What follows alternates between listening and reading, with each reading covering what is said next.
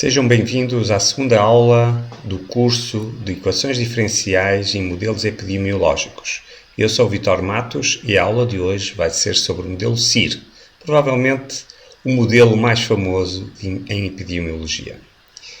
Este modelo também foi desenvolvido por McKendrick e Kermack e tem uma pequena diferença apenas para o modelo CIS. Aqui, as pessoas, quando se curam da doença, em vez de voltarem para o compartimento dos suscetíveis, elas vão para um novo compartimento chamado compartimento dos recuperados. Porquê um nome diferente? É que as pessoas neste modelo ganham imunidade. Esta imunidade é permanente e então jamais poderão voltar a ficar doentes e, portanto, não são mais suscetíveis. A dinâmica da população é muito similar ao que vimos do CIS. Vamos ter um beta e vamos ter um gama, exatamente com os mesmos significados. Então, as pessoas ficam infectadas a uma taxa proporcional a beta-SI e recuperam uma taxa gama-I, com os mesmos significados de antes. Neste momento, agora temos 3 compartimentos e cada um é representado pela sua fração, S, I e R. Essas frações têm que ser não negativas e somando 1.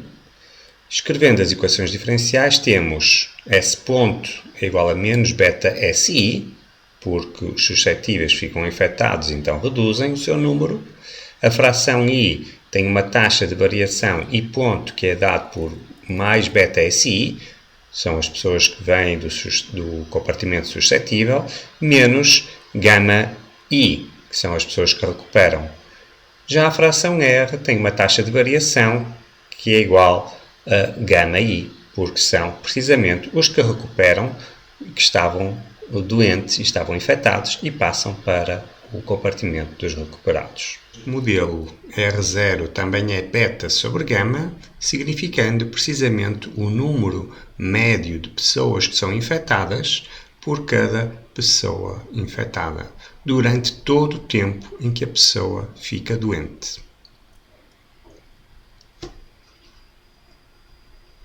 O nosso sistema tem então 3 equações.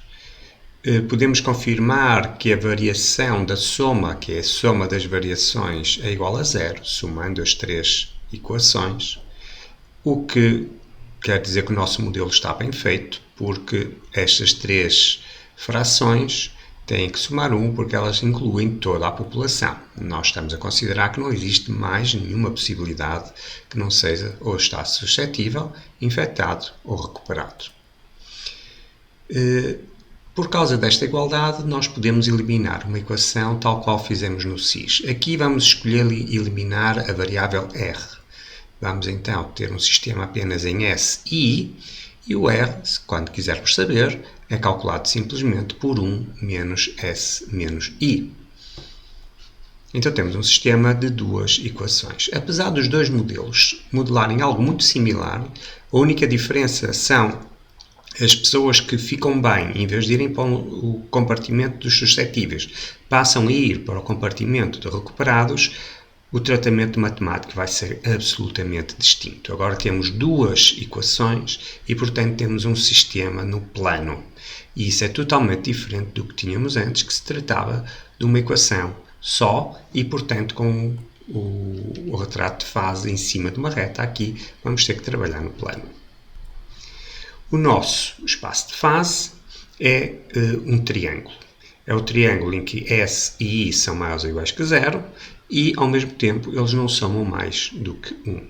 Então, é este triângulo que aparece na figura e este é o espaço de fase.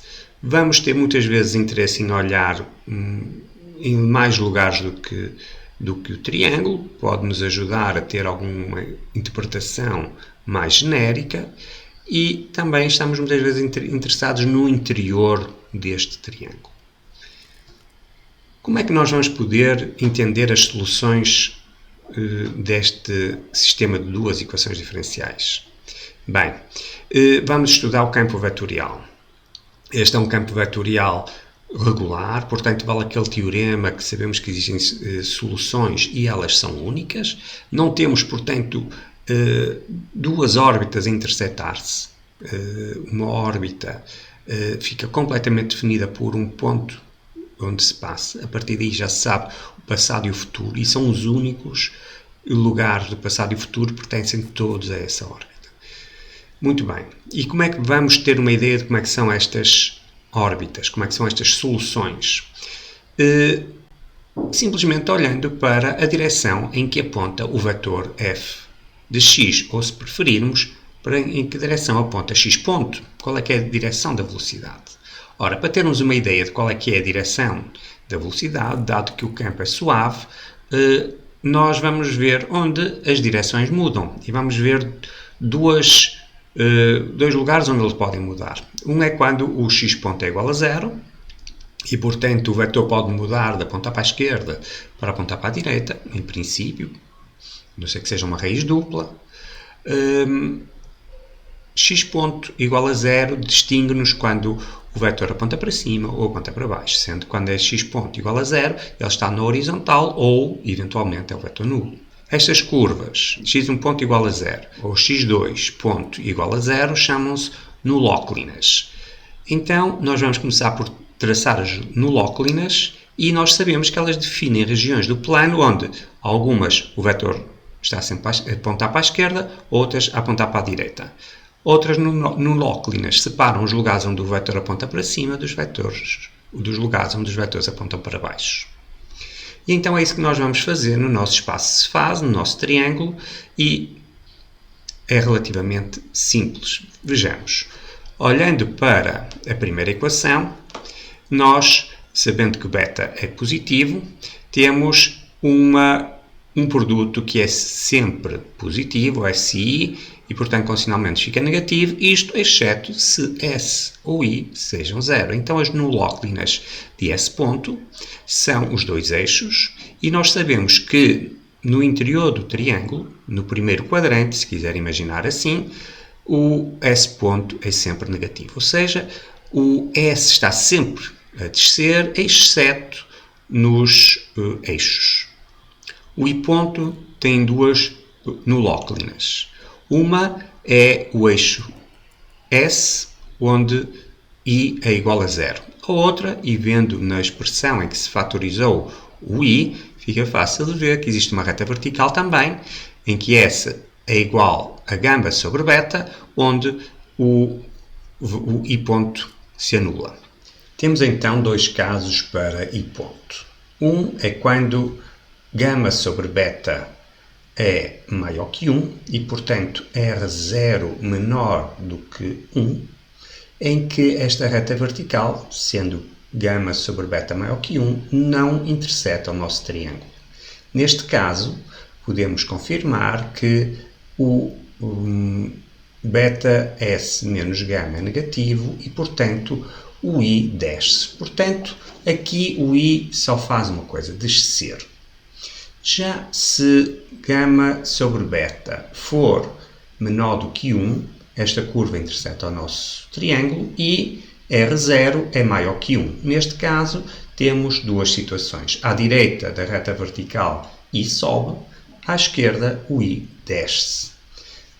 Estes comportamentos têm sentido. Repara que, mesmo quando o S é 1, e portanto estamos a tratar o caso de R0, se R0 for menor que 1, quer dizer que gama é maior que beta. Ou seja, quer dizer que há maior velocidade na saída do compartimento de infectados do que a entrada, mesmo se o S for 1. Imaginem quando o S diminui, essa desproporção ainda é maior e, portanto, o número de infectados está sempre a descer. No caso de R0 ser maior do que 1, quer dizer que quando S é 1, há mais gente a entrar nos infectados do que a sair. Contudo, como o S diminui, vai haver algum momento em que a velocidade de saída, que é sempre menos gama I, vai igualar a velocidade de entrada, que é beta SI. Porquê? Porque o S diminuiu o suficiente para beta vezes S ser igual a gama, e nesse momento passa a sair mais gente do compartimento dos infectados do que aquela que consegue chegar. Já falamos de órbita, mas afinal o que é uma órbita? Bem, uma órbita é um conjunto de pontos no plano SI, em que cada ponto será um ponto da solução S de t e de t. Portanto, se fizéssemos um mapa de t para ST e t, veríamos uma curva a ser desenhada no plano SI. Essa curva pode ser degenerada, por exemplo, pode ser um ponto, no caso de S e I serem constantes. Este campo de vetores está desenhado com todos os vetores com o mesmo comprimento, portanto é na realidade um campo de direções e sentidos. Isto é muito comum fazer porque, por vezes, se queremos representar corretamente o campo com os vetores à escala, o desenho fica mais difícil de ver. Contudo, tem mais informação porque nos diz a velocidade com que deveríamos percorrer a curva. No nosso caso aqui, optamos por um campo de direções com sentido. Então nós podemos observar, este é um exemplo para R maior que 1, que vamos subir e andar para a esquerda, depois vamos começar a andar mais próximo da horizontal e para a esquerda, até que chegamos aqui à curva no loclina, que é o S igual a gama sobre beta, e a partir daí vamos começar a descer, continuar a andar para a esquerda. Então a nossa curva, nós já temos uma boa ideia de como ela será. Agora que já temos uma boa ideia de como são as órbitas, vamos ver uma a ser desenhada. Nós vamos sair deste ponto, aqui, vermelho, e vamos percorrer este triângulo com uma curva que é tangente a todos os vetores aqui desenhados. Ora bem, nós, além de termos feito uma curva que em todos os seus pontos aponta na direção do campo, reparem aqui a subir, aqui a horizontal, aqui a descer, percorremos-la com uma velocidade proporcional à velocidade dada pelo comprimento do vetor velocidade, que é a derivada S ponto e ponto. Vamos ver de novo que saímos mais ou menos devagar, ganhamos velocidade e depois estamos ali a tender para um equilíbrio.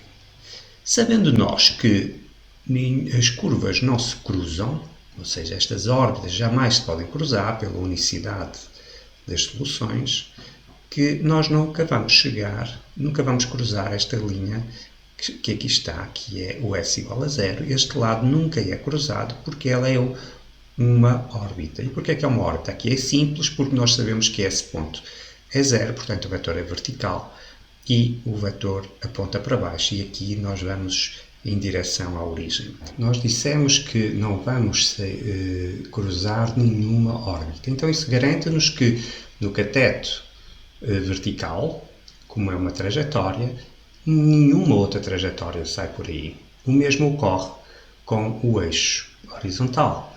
Como são órbitas, os pontos de equilíbrio, ninguém ultrapassa, ninguém cruza esses pontos de equilíbrio. Aliás, nenhuma outra órbita chega a esses pontos. Pode-se aproximar, mas nunca lá chega.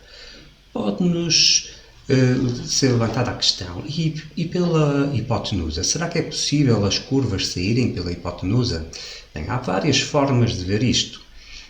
Uma delas, bem interessante, é avaliar o valor de uma função sobre estas órbitas. E que função vamos escolher? Bem, como nós queremos estudar a hipotenusa, onde S mais I igual a 1, vamos estudar a função S mais I. Ora, S mais I tem as curvas de medida que estão aqui desenhadas ao lado, e a que nos interessa é o V igual a 1, que é o S mais I igual a 1. Se nós estudarmos como é que se moveriam o S e o I, esta função tem uma derivada simples, que a sua derivada é a derivada de S mais a derivada de I. Se substituirmos as nossas EDOs, vemos que estes termos cancelam, os do beta S e I, sobrando apenas menos gama I. Portanto, nós sabemos que se I for maior que zero, ou seja, em quase todo o triângulo, o valor de V está continuamente a descer. Portanto, a única forma que podemos ter de cruzar a linha que é V igual a 1, que é a hipotenusa, seria vindo de valores mais altos para valores mais baixos. Portanto, sabemos que nada sai por aí. O único lugar onde não nos mexemos é porque estamos nos equilíbrios quando I é igual a 0. Aí estamos continuamente em 1. E esta é uma solução simples, que é: na população não existem recuperados, não existem infectados e, portanto, não há ninguém para infectar ninguém e o número de suscetíveis vai ser sempre 100%. Em todos os outros casos, vamos entrar dentro do triângulo e nunca sair. Nós vemos aqui desenhada esta curva, ela foi feita numericamente, mas é possível obter uma expressão para esta curva. Vamos observar que, dividindo a segunda equação diferencial pela primeira, tendo ela escrita no formato ds sobre dt e di sobre dt, que o dt vai cancelar, e vamos ter uma relação entre o di e o ds. Ora, vamos ter uma equação diferencial para esta órbita e conseguimos integrar e obtemos esta função, ou seja, I vai ser dado como menos S mais gama sobre beta logaritmo de S mais C. Bem, na realidade há aqui uma ligeira mentira. Pedaços destas curvas são realmente órbitas. Pelo seguinte, estas curvas que acabamos de integrar são chamadas curvas invariantes e, portanto, elas podem conter vários pedaços de órbita. Se nós olharmos para a curva I igual a menos S, gama sobre beta, logaritmo de S mais C, que o C é uma constante de integração, ela não termina no nosso eixo. Então, ela iria cruzar aqui, iria ter uma assíntota vertical aqui e iria incluir várias órbitas. Iria incluir uma órbita que até aqui inclui um estado constante, que é um ponto de equilíbrio, por si só é uma órbita. Inclui esta curva aqui em cima, que é uma órbita que sai daqui, deste equilíbrio, e vai até aquele, e inclui outro equilíbrio deste lado. Muito bem. Nós sabemos que uma órbita nunca pode chegar a um ponto de equilíbrio. Porquê? Porque, pela unicidade das soluções, tivemos isso na última aula. Mas, para questões práticas, há um interesse em pensar que se sai de um ponto e chega no outro. Porque quando t tende para menos infinito, por exemplo, esta órbita que desenhamos aqui, ela sai, digamos assim, do ponto de equilíbrio. Ou seja, o limite para t igual a menos infinito seria um equilíbrio. E o limite para t igual a mais infinito seria o limite do outro lado. Então aqui fazemos o fecho de R e imaginamos que saímos realmente do equilíbrio e vamos para outro. E por questões práticas é isso que se observa, porque não é possível estar com, por exemplo, 1 sobre 1 trilhão como uma fração da população, porque a população mundial não chega a 1 trilhão, nem coisa que se pareça. Então, estes valores, quando são muito pequenos, deixam de ter significado. E uma exponencial chega a estes valores de 1 sobre trilhão muito rapidamente. E, portanto, aí a matemática deixa de ter esse rigor e ser 1 sobre 1 trilhão ou 0 é exatamente a mesma coisa. Então, nós vamos estudar a órbita que sai de um certo equilíbrio S-, que está à direita da nulóclina. A órbita sabemos que não sairia daqui, mas bem, uma pequena perturbação iríamos subir e terminar deste lado em S+. Como é que podemos calcular isso? Bem, vamos ver que é possível obter uma equação para estes valores. Ou seja, dando S-, podemos calcular S+. Qual é que é o interesse disto? Esta diferença S- menos S+, diz-nos qual é a população que foi infectada durante esta trajetória. Eram os que estavam suscetíveis no início, menos os que ficaram suscetíveis no fim. Reparem que nos dois casos o I é 0 e, portanto, a epidemia não avança. E o R será apenas o complementar. Também poderíamos ver como é que aumentou o número de recuperados. Bem, se estamos na mesma curva, a nossa constante de integração é a mesma. Então nós vamos ter dois pontos, o menos S0, que pertence à curva, e o S mais 0, que também pertence. Substituindo na nossa equação, sabendo que nos dois casos o I é igual a 0, conseguimos descobrir uma equação que nos permite calcular S mais menos S menos. Porque, dado que a constante é a mesma, podemos cancelá-la e, subtraindo, por exemplo, as duas equações, e obtemos esta expressão. E como calcular então S mais a partir de S menos? Esta é uma equação transcendente e, portanto, só podemos ter soluções numéricas, sendo as soluções desta equação que aqui está.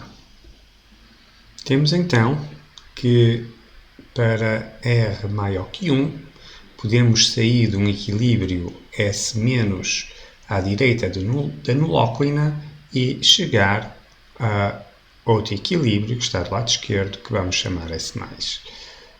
Vamos partir de um equilíbrio e chegar a outro no sentido que explicamos há pouco. E, como também já vimos, esta diferença é a diferença entre S- e S+, é o valor total de pessoas infectadas ao longo da trajetória que sai de S- e vai para S+. Um caso bem interessante para ser estudado é o caso de S- ser igual a 1, porque esse que representa o início de uma pandemia. E então podemos ver quantas pessoas serão infectadas durante uma pandemia em que apanham uma população completamente suscetível, uma nova doença para a qual ninguém tem imunidade.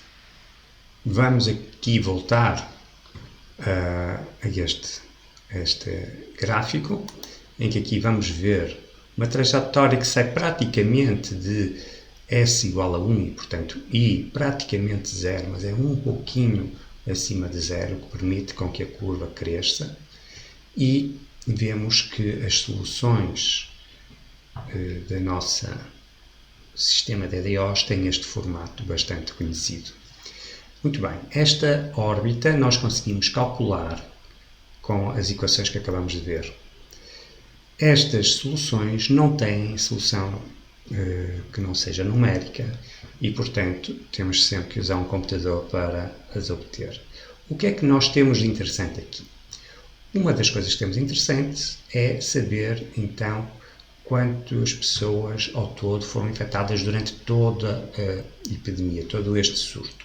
Muito bem, nós vamos começar de um caso que é interessante, que é S praticamente igual a 1, ou seja, uma nova doença que chega a uma população, portanto, a toda a gente suscetível, introduziu-se uma fração minúscula de infectados, pode ser um pequeno número, uma dúzia, uma meia dúzia de pessoas, e o que é que nós observamos? Observamos, então, que esta curva nos dá uma boa ideia do que ocorre na realidade, mas vamos ver que também tem os seus problemas.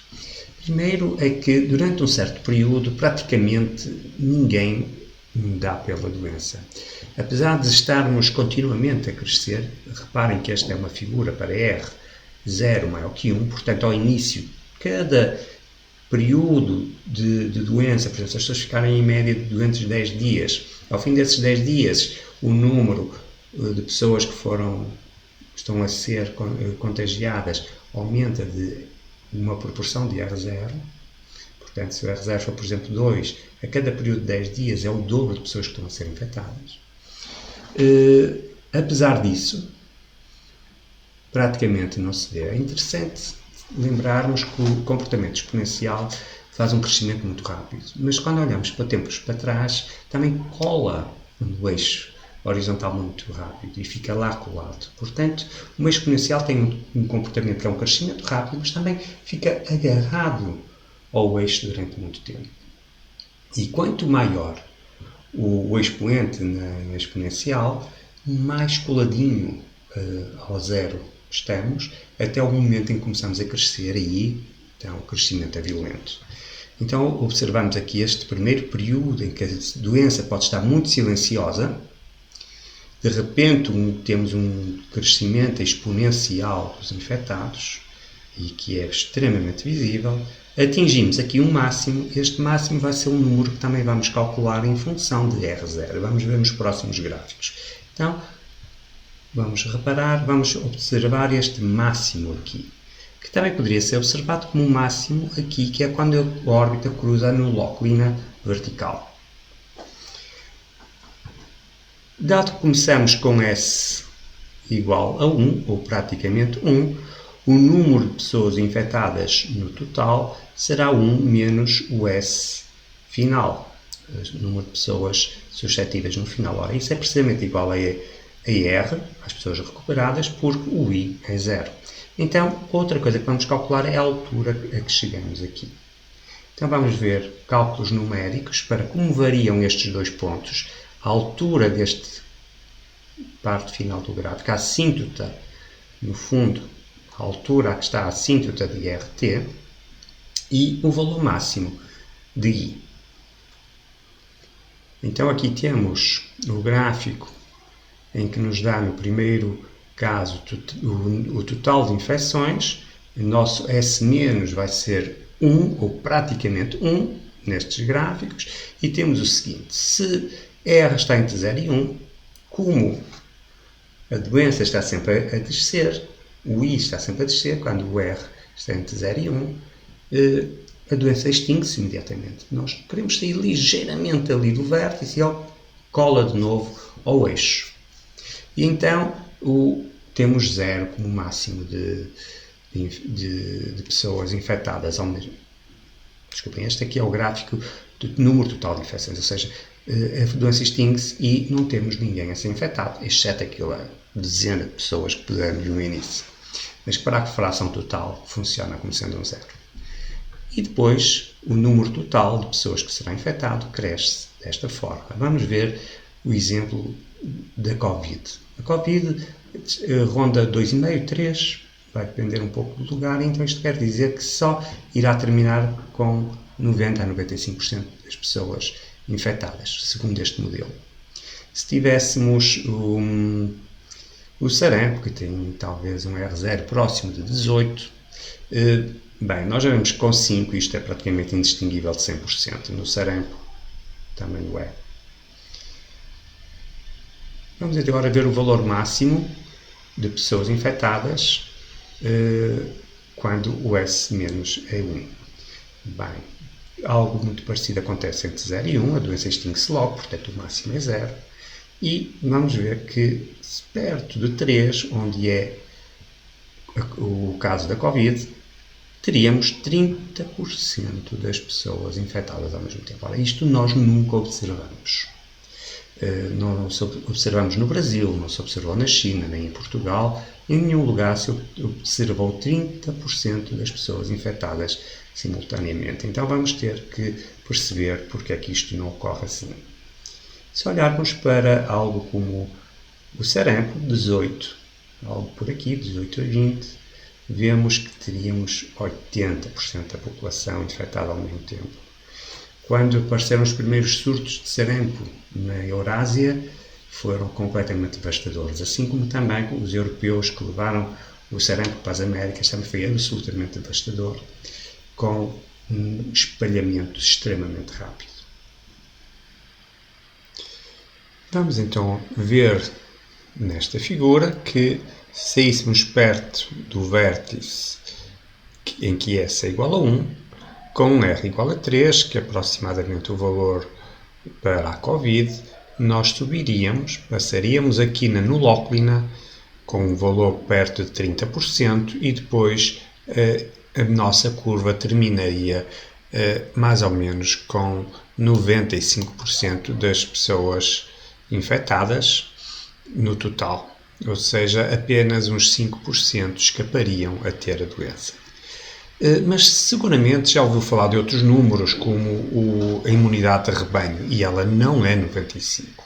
Nós esperamos que a dinâmica desta pandemia terminasse com 95, mas costumamos ouvir falar de um valor aproximadamente de 60% a 70% para a imunidade de rebanho. Como é que a imunidade de rebanho tem que ser vista? Ela é um momento em que em vez de se espalhar, a pandemia ela começa a extinguir-se. No nosso caso, é à direita da nossa nulóclina. Portanto, será 1/3, mais ou menos 67%, caso usemos o valor redondo de R0 igual a 3. Isto quer dizer que, se estivermos à esquerda da nulóclina e estivermos com poucos infectados, e esta é uma parte importante, não é o que ocorre quando deixarmos um surto solto, em que ele passa cerca com 30% na nulóclina, e aí, então aí vamos terminar com 95%. Aqui a situação é outra. Nós estamos praticamente sem infectados e se estivermos à esquerda da nulóclina, então não temos problema, porque mesmo que apareçam alguns poucos casos, eles naturalmente vão extinguir, porque aqui o campo aponta para baixo e vai haver um surto autocontido. Ele não se espalha, ele vai continuamente diminuir. E então esta é, muitas vezes, a barreira procurada pelos governos, a imunidade de rebanho, que só tem real sentido se não tivermos um número muito grande de infectados. Ou seja, se tivermos a pandemia mais ou menos controlada, então, quando passamos a barreira da imunidade de rebanho, já não precisamos estar tão preocupados com os surtos. Esta é uma das razões pelas quais vacinas que tenham uma eficiência de 70% são muito bem vistas, porque se toda a gente estiver vacinado, mesmo que alguém possa ter um pouco, que seja contagiado, os surtos vão extinguir-se naturalmente. Uma forma de se alcançar esta imunidade de rebanho mais rápido do que deixar a doença se espalhar é a vacinação. Aí conseguimos passar as pessoas diretamente de suscetíveis a recuperados sem nunca terem ficado doentes. Vamos ver algumas coisas boas e outras menos boas deste modelo. O CIR é um bom modelo para o início de uma epidemia. Como vimos, descreve muito bem o longo período que por vezes fica uma doença ou quase despercebida e de repente uma grande explosão de número de infectados. Mas este modelo não pode ser usado indiscriminadamente. Por exemplo, não considera a eventual perda de imunidade. Se alguma doença, a imunidade não for uma imunidade total e perfeita, teremos que fazer alguma coisa a este modelo e é fácil adaptá-lo para esses casos, mas teríamos que o fazer. A vacinação também não está intrinsecamente no modelo, embora se possa compreender que se passa os suscetíveis diretamente para um compartimento dos imunes, que é o chamado recuperados, mas não está intrinsecamente lá escrito. E outra questão é a escala de tempo. A escala de tempo que estamos a trabalhar é a escala de tempo que as pessoas ficam doentes. E essa escala de tempo tem que ser diferente da escala de tempo dos nascimentos e mortes. Se forem similares, já não podemos usar este modelo sem considerar a natural evolução populacional, com as mortes e os óbitos. Algo também que já vimos é que, por exemplo, a Covid, que está na memória de todos nós neste ano 2021, se o R0 ronda os 3, porque é que não se observou um máximo de 30%, nem nada similar se observou, de população infectada simultaneamente? Não observamos, temos que perceber porquê. Há algumas razões. Por exemplo, quando usamos regiões demasiadamente grandes, como por exemplo o Brasil, é impossível ter uma homogeneização da população. Esta é uma das razões que é mais ou menos óbvia, embora não seja provavelmente a mais importante. Outra que também faz alguma diferença, mas também não é assim tão relevante, é que nem toda a gente encontra o mesmo número de pessoas. Então, se calhar, poderíamos modelar isto com vários tipos de pessoas. Pessoas que encontram muita gente, pessoas que encontram poucas. Geralmente, o resultado final não é assim gritantemente distinto, a não ser que haja uma assimetria muito, muito grande na população. Mas, então, o que dizer para termos valores tão diferentes? A principal diferença é a atitude das pessoas. As pessoas mudam a sua atitude, permanecem em casa, usam máscara, lavam as mãos e isso sim é o principal fator para não observarmos os 30%. Outro fenómeno que todos conhecemos são as ondas. Tem uma primeira onda, uma segunda onda e no nosso modelo CIR temos só uma. Porquê? Basicamente a mesma razão, pelo comportamento das pessoas. Por vezes, dependendo da doença, pode ter também propagação mais fácil no inverno do que no verão, como é o caso da gripe, ou outros fatores que façam alguma sazonalidade e isso ajude a produzir ondas. Mas o mais importante, no caso da Covid, é o comportamento das pessoas. Vamos então recordar o que era R0. R0 era beta vezes 1 sobre gama. 1 sobre gama é o tempo que as pessoas ficam doentes. Portanto, não depende da atitude das pessoas. Então vamos nos focar em beta. Beta era o número de pessoas contactadas por pessoa infectada por dia, vezes a probabilidade de transmitir a doença nesse contacto. Então podemos reduzir o número de pessoas contactadas, por exemplo, colocando as pessoas infectadas em casa. Também podemos reduzir esses contactos colocando as mesmas pessoas que não estão infectadas em casa e então não circulando e não testando a obedecer às contas que estávamos a fazer de haver um certo número de contactos. Então, este é um afastamento social radical, que é colocar as pessoas sem circular. Outra coisa que se pode fazer é diminuir a probabilidade de transmissão. E aí, com um distanciamento social não tão radical, mas simplesmente, por exemplo, mantendo maior distância para as pessoas com quem se conversa. Ou, por exemplo, usando máscara, que é muito eficiente em alguns ambientes. Outro, arejando uma sala. Se houver uma sala que tenha janelas fechadas, dentro dessa sala a probabilidade de transmissão é muito maior do que se tiver a janela aberta. Então, há várias atitudes e vários comportamentos que podem reduzir o R0. E basta reduzi-lo para abaixo de 1 para vermos que os surtos se extinguem naturalmente. Aqui apontamos alguns defeitos ao modelo CIR, como, por exemplo, não contemplar a perda de imunidade. Bem, vamos ver isso nas próximas aulas. Também não modela o comportamento humano. Vamos ver isso também na última aula. Então temos aqui uma pequena ideia do que é que vamos fazer, identificando os defeitos do modelo e tentando corrigi-los com algumas alterações. Outra coisa que podemos fazer no modelo CIR é incluir o letalidade. Nós, até agora, nunca falamos de mortes, mas podemos incluir com bastante facilidade no nosso modelo. E então, a diferença será que os infectados, em vez de recuperarem, podem também falecer. E vamos pôr uma taxa gama I para recuperar e uma delta I para falecer.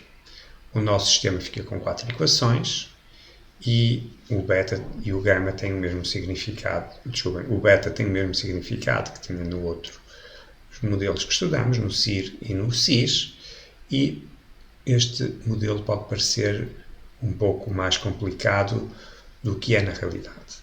Poderão ver no livro que o beta se mantém, porque é que mesmo pessoas morrendo e estando menos pessoas a circular, nós vamos manter o beta. Veja no livro a explicação de como é que este número de contactos se pode considerar constante mesmo estando gente a morrer, portanto não estando a circular, não está a contactar ninguém. Veja no livro então. Uma coisa que se pode fazer, e esse é o segundo passo importante para se perceber que o CIR pode incluir com naturalidade a letalidade da doença, é que não só o beta é o mesmo, como se nós juntarmos os dois compartimentos das pessoas que faleceram com as pessoas que recuperaram, podemos reescrever o sistema, só precisamos definir o gama como sendo μ mais delta. E, bem, neste caso, o compartimento R deveria ser chamado de removidos e não de recuperados. Então, eles são removidos das equações, alguns porque recuperaram e têm imunidade e, portanto, não contam mais, e outros porque faleceram. Esta é uma variação do sistema interessante. Outras seria, por exemplo, incluir a natalidade e mortalidade. Pode ver esse tipo de exercícios no livro, na parte de problemas.